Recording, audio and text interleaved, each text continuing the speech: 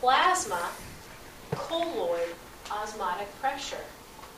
It's a particle, and particles suck. So, if albumin levels are normal, in which direction would albumin draw water? In.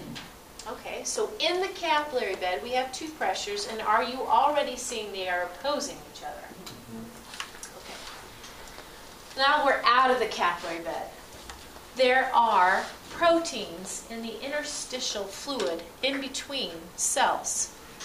They are particles. How would they affect water movement? In which way would they draw water? To them, correct? So wouldn't the interstitial colloid osmotic pressure help augment the capillary hydrostatic pressure? The capillary hydrostatic pressure pushes water out, and the interstitial colloid osmotic pressure is pulling that fluid out. Meanwhile, the plasma colloid osmotic pressure with albumin is saying, no, stay with me. Come back in. Are you with me so far? One more. Interstitial hydrostatic pressure, the water around the blood vessel. What would you predict that does?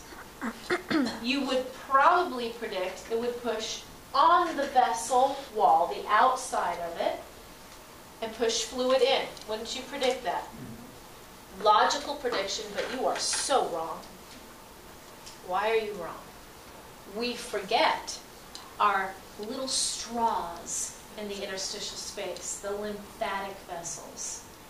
They are suctioning in the interstitial fluid. So it's not pushing on the vessel wall. In fact, it's acting like a vacuum. So now we have 3 of the 4 forces favoring outward movement of fluid.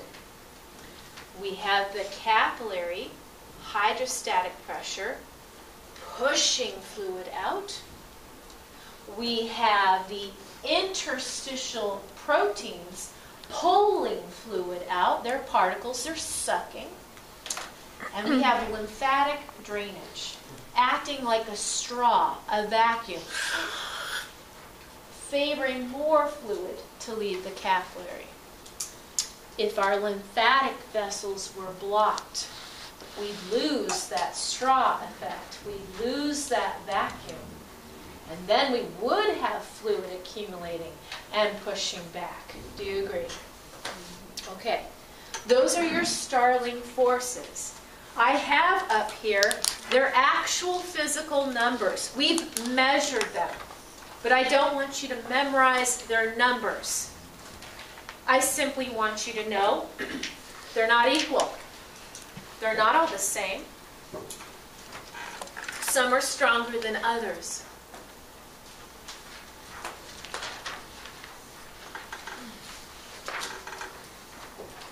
That's what this slide is showing you. They're not equal. They're not all the same. Some are stronger than others. Those 2 slides that I just went through were simply giving you the definitions of those funky signs and their official numbers. Anytime we have fluid going through a capillary endothelium, that's filtration. That's a type of filtration. When we're asking how much fluid is filtered through those endothelial cells, getting pushed in between the intercellular clefts, we say, we need to understand the 4 Starling forces, but we also need to know how permeable the capillary is. So how much fluid gets through is dependent on the sum of the Starling forces and how permeable the capillary is. That's what KF stands for, the capillary permeability. How wide are those intercellular clefts? Are they narrow or are they gaping? That's what we mean by KF. that shouldn't change, really, from moment to moment. It can, but let's hold that constant for now. Let's look at these 4 Starling forces. We're going to add together all of the ones that favor outward movement, and we will subtract from them the ones that favor inward movement, meaning into the capillary. All right, what favors outward movement? Capillary hydrostatic pressure. We also know that the interstitial colloid osmotic pressure would favor fluid to leave. We also can add to it the interstitial hydrostatic pressure, which is a negative value, a vacuum. So if we add all those together, minus from it the one and only force under normal circumstances favoring fluid retention, the colloid osmotic pressure in the capillary, you should see that overall the 3 forces favoring outward movement outmatch the single one favoring inward movement. Can you say which one it was that favors inward? The colloid, the capillary colloid osmotic pressure. Okay. That's albumin. And look, believe it or not, I already taught you this. Maya's going, really? What? Kwashiorkor? Wasn't albumin a problem from the diet? Less particles favoring fluid in, the 3 opposing ones gained even more control then. And we had more fluid leaving. Remember the ascites, the edema? Almost all types of edema come down to 2 of the 4 forces. Almost all, not all, almost all. The 2 biggies. What do you think the 2 biggies are? They're the biggest ones on there. The plasma, colloid, osmotic pressure, albumin, and what else? Mean capillary. The hydrostatic pressure in the capillary.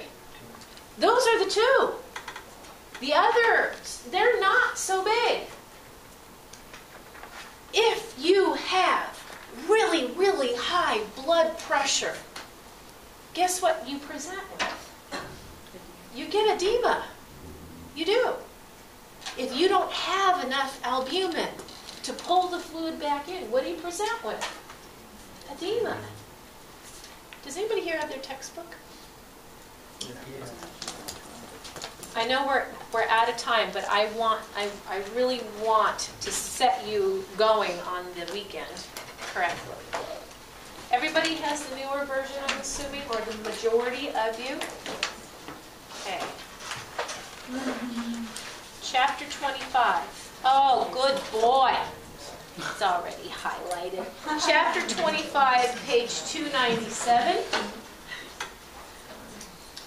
Chapter 29, page 297 is outlined in Guyton and Hall. And it says, 25, chapter 25. Chapter 25, page 297. Summary of causes of extracellular edema. Number 1, increased capillary pressure. Which force? That's the capillary hydrostatic pressure. Does it make sense to you that if somebody has kidney failure, they'd be retaining fluid? More blood volume, more blood pressure. That's increased capillary hydrostatic pressure. If they have failure of venous valves or they're paralyzed, they can't use their skeletal muscle pump to push the blood back up to the heart, then that means the blood will dam up in the capillary bed. It dams up, that's increased capillary hydrostatic pressure. Number 2, decreased plasma proteins. Yep, we know that. albumin. It's listed on here as caloric malnutrition. We know that, the kwashiorkor. Number 3, increased capillary permeability. That's the KF. When would that happen, you might be asking? Histamine. Remember I said that was the 911? Histamine affects KF. It most certainly does. And that means the space in between the endothelial cells gets larger. And that means you can have more leakiness. And then the next fun one, the last one, is blockage of lymph return. Like in elephantiasis. Did you see the video I put up on there? Yes. Took you a while to figure out what was happening, right? No, you knew right away? For those of you who haven't seen the video, you see a man sitting on what appears to be a seat. And as he starts to stand up, you realize that the seat kind of strains underneath of him. And when he starts to walk, it's only then that you realize what he's been sitting on wasn't an exercise ball. No. It was his very enlarged scrotum. It was so enlarged that he was sitting like this on his scrotum. And when he stands up, it's shling, shling, shling, shling. So that's blockage by a roundworm, a filarial infection, elephantiasis. Question. Yes. That's non-surgical, correct? Oh, you can repair it. You can? Yes, you can. You can. But where are these people who get infected? There begins the problem. Okay. I know it doesn't feel like we're on track, but we're on track. We're okay.